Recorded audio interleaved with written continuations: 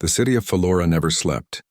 It was a world of metal towers, glowing lights, and cold rain that never seemed to stop. The night air smelled of smoke and dust. Among the tall buildings and flickering signs, a human walked alone. His coat pulled tight against the wind. His name was Evan, one of the last humans who still lived on this alien planet after the long war ended. Most humans had gone home years ago, but Evan stayed. He had no home to return to, no family waiting for him on Earth. Philora was all he had left, a place that tolerated him, but never truly accepted him. He walked the same street every night after work, past the same broken lamps and old shops. It was quiet except for the sound of his boots hitting wet concrete. But that night something different reached his ears, a faint noise, small and shaky. It wasn't the wind or the hum of the city. It was a cry. He stopped, listened again. There it came from a narrow alley beside a trash bin. He hesitated for a moment. The alleys of Philora were dangerous, especially for humans. But something in that small sound made him move forward. As he stepped closer, his flashlight beam caught a shape on the ground. At first he thought it was a child. Then he saw the ears, soft, triangular, and twitching. A feline girl shivering under a dirty blanket, her tail curled tightly around her legs. Her fur was gray, streaked with dirt and blood. She was so thin that her bones showed through her skin. When the light touched her, she whimpered and turned away, covering her face. "Hey," Evan said softly, kneeling beside her. "It's okay. I'm not going to hurt you." The girl looked up slowly, her golden eyes filled with fear. They were large and bright, beautiful even through the tears. Her lips trembled as she spoke, her voice barely more than a whisper. "Please don't tell them I'm here." "Who?" Evan asked. "The patrols," she whispered. "The ones who take the unwanted ones away." Evan felt a heavy ache in his chest. He had heard rumors about the unclaimed. The feline people were proud of their bloodlines. Those born different, mixed, weak, or unlucky were cast out. No one talked about what happened to them afterward. He took off his coat and gently placed it over her small shoulders. "You're freezing," he said. She looked up in surprise. "Why are you helping me?" Evan gave a tired smile. "Because no one else will." She didn't speak again, but her tail loosened a little and her eyes followed his every move.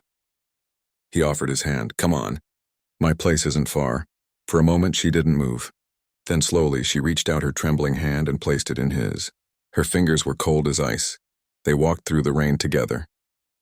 People stared from windows as they passed, a human leading a ragged feline girl. But Evan didn't care. The city had judged him long ago. It didn't matter anymore. His apartment was small and old, with one broken heater and a couch that had seen better days. But it was warm and it was safe. He brought her inside and gave her a towel. She sat quietly, her tail flicking nervously. When he handed her a bowl of soup, she stared at it like it was something sacred. "You can eat," he said gently. "It's not much, but it's hot." She nodded slowly and began to sip, her hands shaking. Evan watched her carefully. Her face was young, maybe 16 or 17, but her eyes carried something older, something broken. After a while, she spoke again. "They said I was cursed. My fur color brings misfortune. The clans didn't want me." Evan felt anger rise inside him. "That's not a curse," he said firmly. "That's cruelty." She blinked, looking at him as if she didn't understand the word. "Cruelty?" He nodded. "It means they were wrong."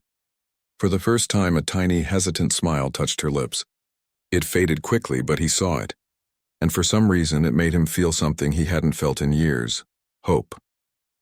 When the rain stopped outside, she began to fall asleep on the couch, wrapped in his coat. Evan sat nearby, watching her chest rise and fall. The city lights painted her face in soft colors, silver and gold. She looked peaceful now, no longer the frightened creature he had found in the alley. He whispered to himself, "You're safe now, kid." As he turned off the light, he realized something strange. For the first time since the war, he didn't feel alone. There, in that small room, a broken man and an unwanted girl had found each other. Two souls the world had forgotten, and though neither of them knew it yet, that single act of kindness would change both their lives forever. Morning came quietly. A soft golden light entered through the cracked window, touching the small room where the girl still slept. Evan sat at the old wooden table, drinking black coffee that had long gone cold. He didn't sleep much. All night he had been thinking about her. The frightened feline girl with gray fur and golden eyes, When she finally stirred, she blinked in confusion, her ears twitching at every sound. She looked around, uncertain, until she saw him sitting there. For a moment, fear flashed in her eyes again, but Evan smiled gently. "You're safe here," he said. "No one's going to hurt you." She nodded slowly. "You brought me here. Why?" He leaned back, thinking for a second. "Because you needed help. And I couldn't just walk away." She looked down, clutching the edge of his coat that was still wrapped around her shoulders. "No one ever said that to me before."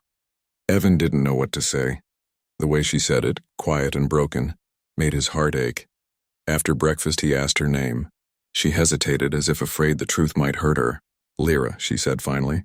"My name is Lyra." It was a simple name, but it carried a strange beauty. "Nice to meet you, Lyra," he said softly. "I'm Evan." She smiled shyly for the first time, her small fangs showing just slightly. "Evan," she repeated, testing the sound of it like a word she hadn't said in a long time. Over the next few days, they fell into a quiet routine. Lyra helped around the apartment, cleaning dishes, sweeping the floor, folding blankets that were already folded. She seemed afraid of being useless, afraid he might send her away. Every time she dropped something or made a mistake, she would freeze, ears flat, and whisper, "I'm sorry." Each time, Evan would shake his head and say, "You don't have to be sorry. You're doing great." And every time her eyes would soften, as if she didn't believe him but wanted to. At night they talked, small, hesitant words at first. Lyra told him bits of her story. She was born during the war, in one of the labor camps that used both humans and felines. When peace came, everyone was supposed to be freed, but not all were welcomed home. Her gray fur was considered unlucky. Death-colored, as her people said, so her clan turned her away. She wandered for months, surviving on scraps, hiding from patrols that captured the unclaimed. Evan listened silently, his hands tightening around his cup. "You didn't deserve that," he said. She looked at him with a faint smile. "Deserve has nothing to do with it. I just wasn't wanted." That broke something inside him. He remembered his own days after the war, being called a leftover human, blamed for things he never did, living on scraps of work. He knew that same feeling too well. The next morning, he brought home a small box of supplies, bandages, food, and a worn-out blanket. When Lyra saw it, she looked confused. "These are for you," Evan said. "You need proper things." Her eyes widened, ears perked high. "You bought them for me?" "Yeah," he said, smiling. "Can't have my guest freezing to death." Lyra didn't move for a long moment. Then, to his surprise, she stepped closer and gently pressed her forehead against his arm. "In my culture," she said quietly, "that means—" "Thank you." Evan felt his throat tighten. He reached out, resting his hand on her head. "You're welcome, Lyra." Days passed, and the cold apartment slowly began to feel alive again. Lyra would hum softly while cleaning, or curl up in a blanket beside the window watching the city lights. She still flinched whenever someone passed by outside, but with Evan she laughed. Not often, but enough to make him realize how much he had missed that sound. One evening, as they ate together, she asked a question that caught him off guard. "You humans, why do you help others? Even those not like you?" He thought for a while, looking into the steaming bowl in his hands. "Because once," he said slowly, "someone helped me when I had nothing. I learned that sometimes one small act of kindness can change everything." Lyra nodded quietly, her eyes shining. "Then maybe you've already changed mine." Evan looked at her, and for the first time in years he felt something new, a sense of purpose. That night, as the rain returned, Lyra fell asleep on the couch again, curled up like a cat, her breathing soft and steady. Evan sat nearby, watching the flickering lights outside. He whispered to himself, "Maybe this is what home feels like."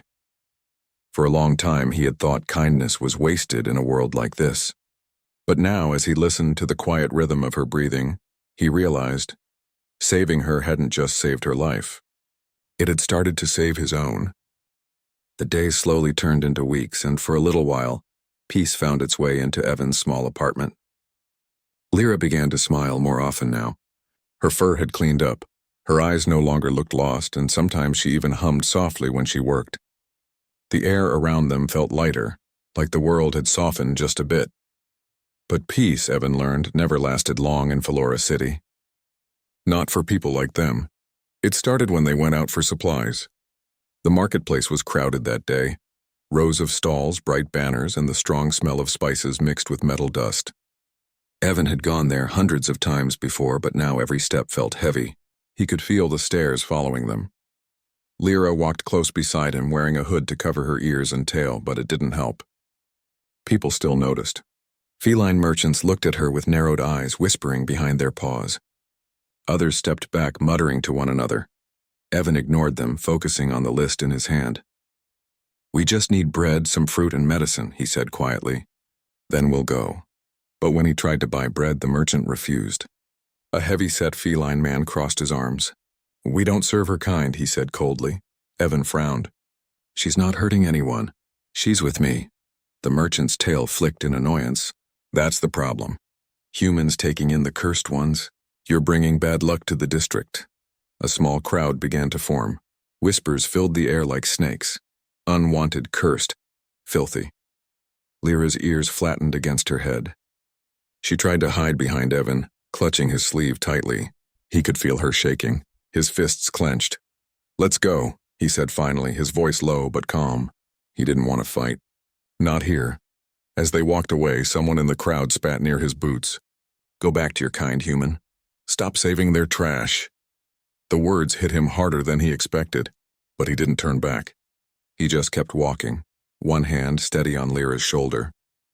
They walked in silence until they reached home. Once inside, Lyra pulled down her hood and sat by the window. Her golden eyes stared at the floor, filled with quiet hurt. "I told you," she whispered, her voice breaking. "They don't want me here. You should let me go, Evan. You'll only get in trouble because of me." Evan sighed deeply and sat across from her. "Lyra, I don't care what they say." "You should," she said sharply. "They'll never stop. You'll lose your job, your home, everything because of me." He shook his head. "Lyra, listen to me." His voice softened. "When I found you in that alley, I saw someone who deserved a chance. I don't care about their stupid rules or curses. You're not a curse. You're just a girl who needed someone." Lyra's lips trembled. "Why? Why do you care so much?" Evan hesitated. His eyes drifted to the old photo on the wall, a picture of him with a woman and a child taken long ago on Earth. Both were gone now, lost in the war. He swallowed hard. "Because once," he said slowly, "I couldn't save the people I loved. But maybe now I can save someone else." Lyra's eyes filled with tears. She looked away quickly, but he saw them glisten. "You're strange, human," she whispered. He smiled faintly. "I've been called worse." That night, the rain came again, tapping softly on the window. Lyra sat beside him on the couch, quiet but close. The city lights reflected on her fur, turning it silver blue. "I don't understand humans," she murmured. "You help even when it hurts you." Evan shrugged lightly. "Maybe that's what makes us human." She tilted her head. "You think that's a good thing?" "Sometimes," he said. "Sometimes it's the only good thing left." Lyra didn't answer. Instead, she rested her head lightly on his arm. Her tail flicked once, slow and gentle, like a thank you she didn't know how to say. Outside, the city still whispered and judged. But inside that small apartment, two lost souls shared a quiet moment of peace. Evan knew the road ahead would be hard. The city didn't forgive kindness easily. But as he looked at Lyra sleeping beside him, her breathing soft and calm, he realized something. He didn't regret a single thing. She was unwanted by the world, but in that moment, she was his reason to keep going, and maybe, just maybe, that was enough. The tension in the city kept growing like a dark cloud over Evan's small home. He tried to ignore the stares and whispers, but hatred had a way of finding you no matter how quietly you lived. Every day, more neighbors stopped speaking to him. Some crossed the street when he passed, and every night Lyra grew more worried. "They're watching us," she said one evening, her voice low as she peeked through the curtain. "I can smell them. Felines from the old clans." Evan didn't want to believe her. "We're not doing anything wrong," he said. But deep down, he knew the truth. On Philora, being kind to someone unwanted was wrong. That night, the city was quiet. Too quiet. The rain had stopped, and the air outside felt heavy, almost waiting. Evan was cleaning the table when he heard something. A faint sound of glass crunching outside the door. He looked at Lyra, who had frozen where she sat. Her ears twitched sharply. Then came the crash. The front window shattered inward with a violent noise, scattering shards of glass across the floor. A stone rolled to a stop beside the couch. wrapped in a strip of cloth marked with a symbol, a black claw painted over gray. Lyra gasped. That's the mark of the pureblood clans. Before Evan could answer, 3 figures appeared outside the broken window, tall feline men with sharp eyes and heavier builds than Lyra's. They wore worn cloaks and carried metal rods. Human, one of them hissed, voice dripping with disgust. You shelter a cursed one. That's against city law.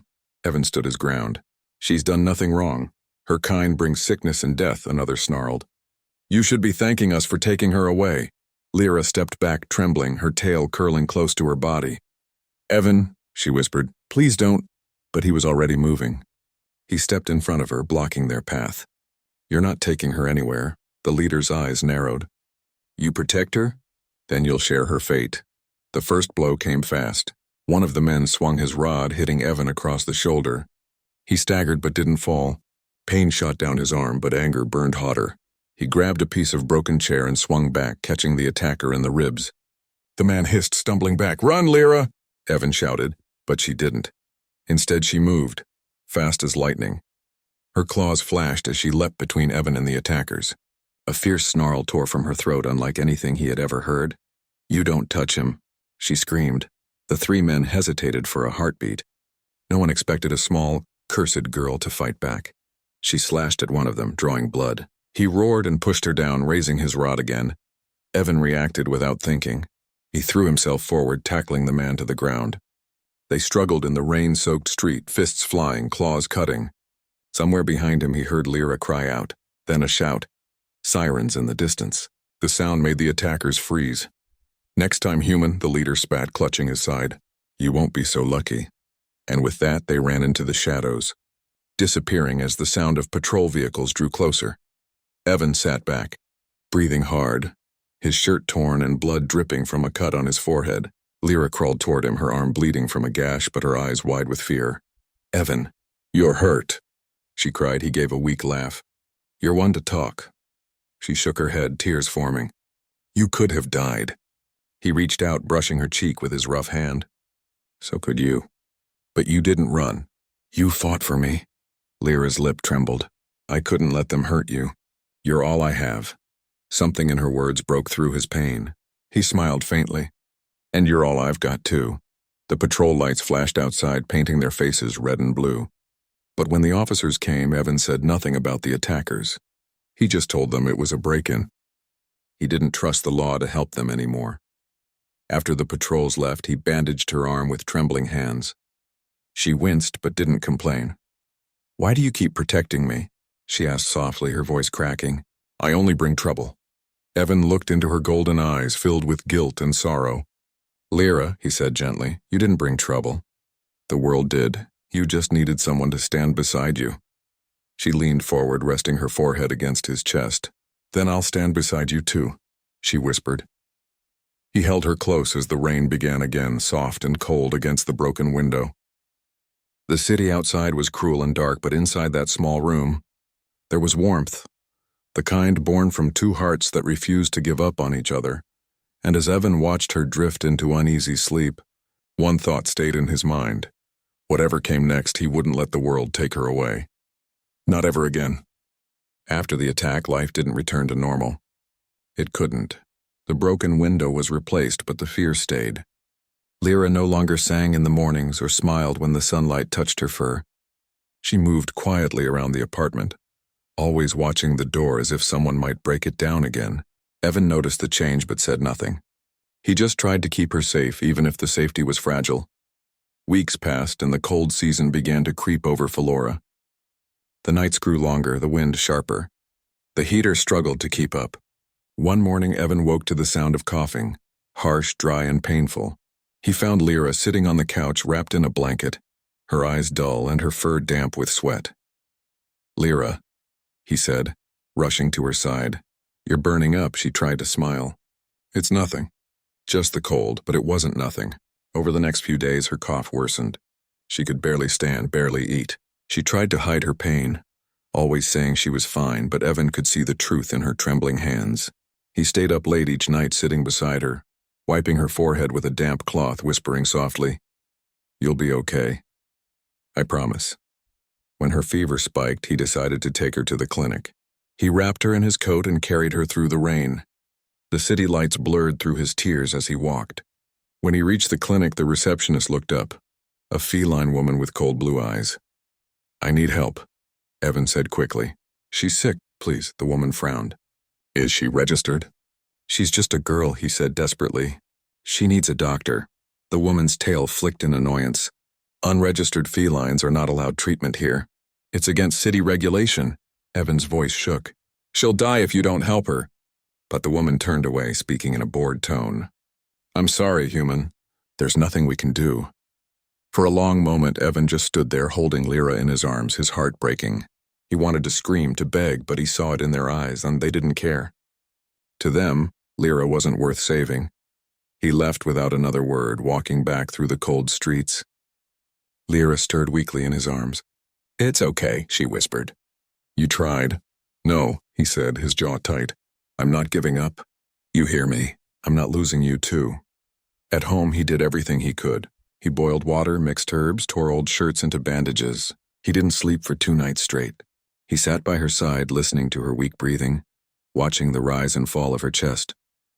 Sometimes she talked in her sleep, small, broken words. "Don't leave me," or "I didn't mean to be bad." Each word stabbed at his heart like a blade. On the 3rd night, her fever broke, but she was still weak, pale, her voice only a whisper. "Evan," she said softly, her eyes half open. "Yeah?" He leaned close. "You didn't sleep again." He smiled faintly. "You're more important than sleep." She gave a small laugh that turned into a cough. "You're so stubborn, human." He brushed a strand of hair from her face. "You have no idea." Lyra's hand reached for his, her small fingers curling around his palm. "Why do you care so much?" she asked quietly. He looked at her, really looked, at the fragile, unwanted girl who had become the center of his world. "Because you remind me what it means to care," he said. "Because you deserve someone who won't walk away." Tears filled her eyes. "Then I'll try to live," she whispered. "For you." Evan smiled, his chest tightening. "That's all I ask." Over the next few days, she slowly began to recover. The color returned to her fur, the light to her eyes. She could sit up again, drink water, even tease him a little for worrying too much. "You humans," she said one evening as they sat by the small heater. "You love too hard. You fight too much. It's strange." Evan chuckled softly. "Maybe, but it's how we survive." She tilted her head, her tail flicking lightly. "Then maybe I'll learn to survive like that too." He looked at her, and for the first time in weeks, the fear inside him began to ease. She was still weak but alive, and that was enough. That night, when she finally fell asleep, Evan watched her for a long time. Her breathing was calm now, her face peaceful. He whispered quietly, "You made it, Lyra." But deep inside, he knew things were far from over. The city hadn't forgotten them.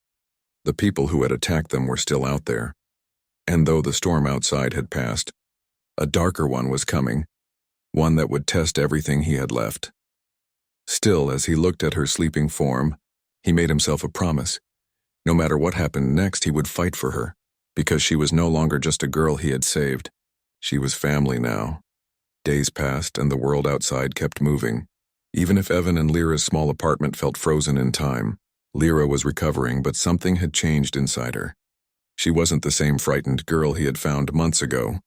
The pain, the fear, the sickness, all of it had carved something stronger in her heart. But the city didn't forgive easily. Rumors began to spread. A human hiding a stray feline girl. A man who defied the law. A man who dared to love what others called unwanted. Evan tried to ignore it at first. He focused on keeping Lyra safe, teaching her human words, helping her read old paper books he found in trash piles. But one morning when he went to the marketplace, he felt the eyes on him. People whispered. Some turned away, others spat at his feet. "Filth lover," one man muttered as Evan passed. He clenched his fists but didn't react. Fighting wouldn't help. He returned home with what little food he could afford. When Lyra opened the door for him, her golden eyes widened. She could see it in his face. "They said something again, didn't they?" she asked softly. He gave a tired smile. "Doesn't matter. I'm used to it." Lyra stepped closer, her ears low.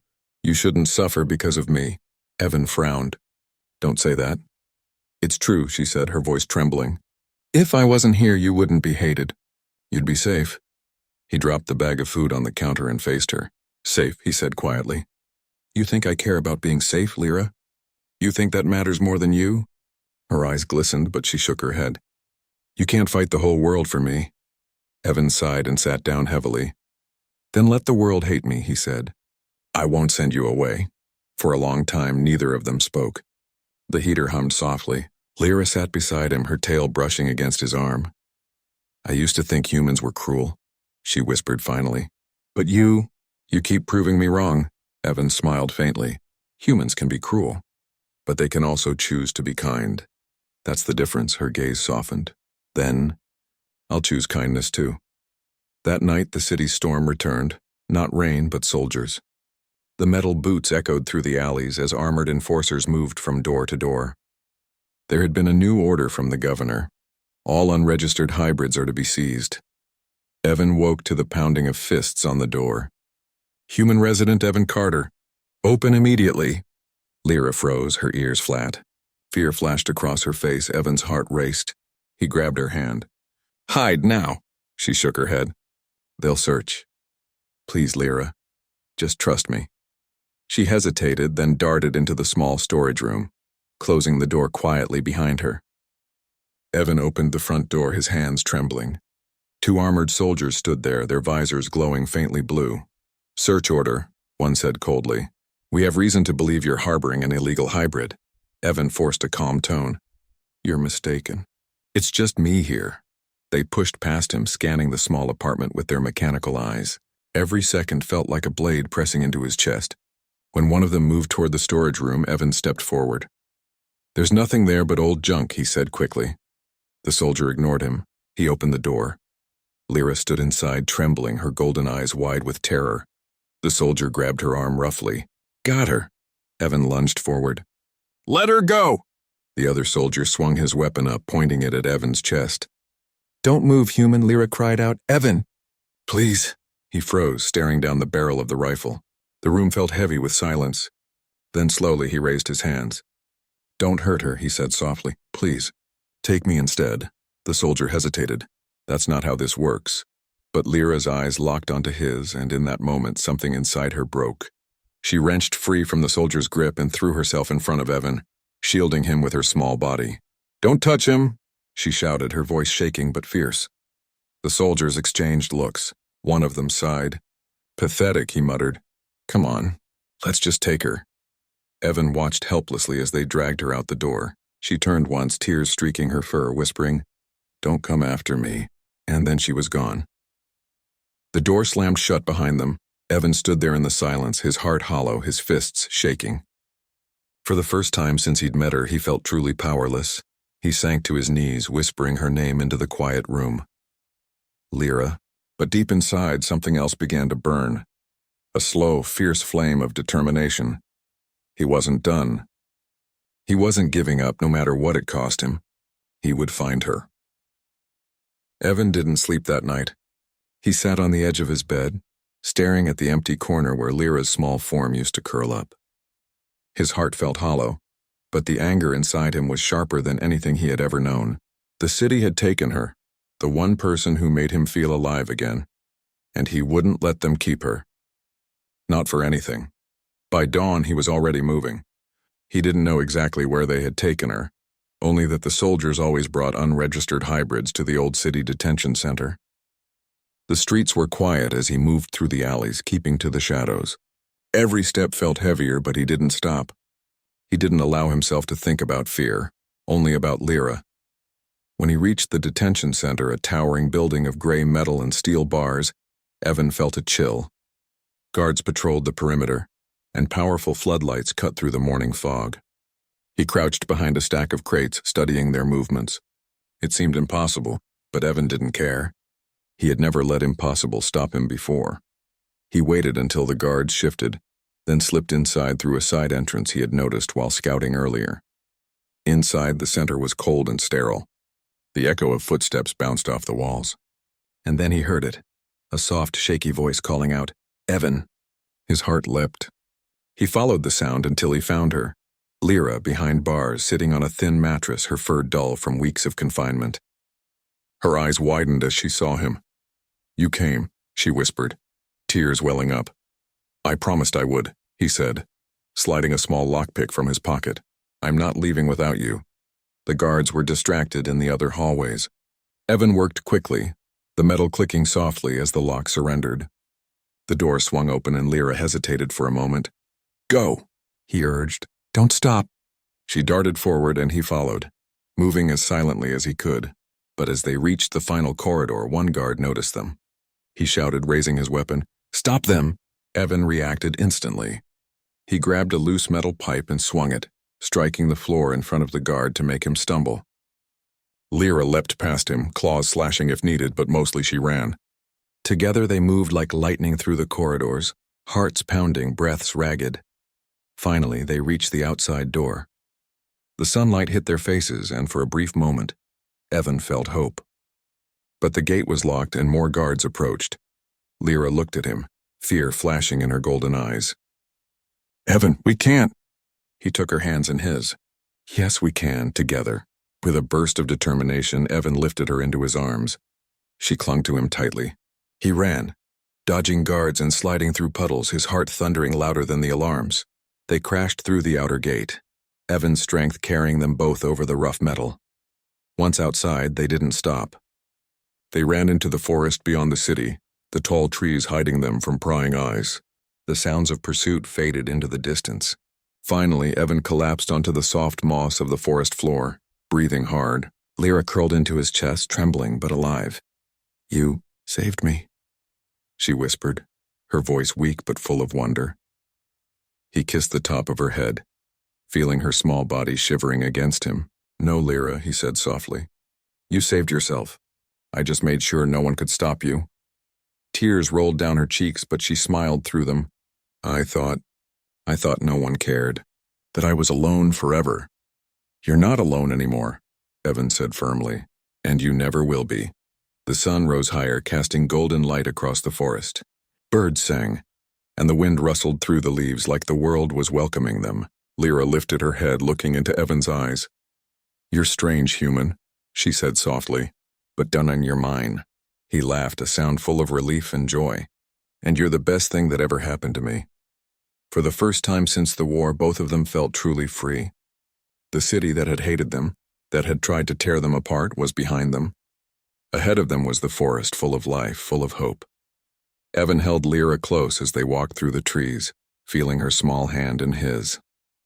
They had survived the cruelty of the world, survived sickness, fear, and hatred, and they had done it together. No one had wanted Lyra, and the world had turned its back on her. But one human had seen her worth. One human had chosen to stand for her, and that made all the difference. As the forest sunlight danced on her silver-gray fur, Lyra whispered, "Thank you, Evan." "For everything," he smiled, brushing his hand gently through her fur. "No, Lyra, thank you. For letting me fight for you."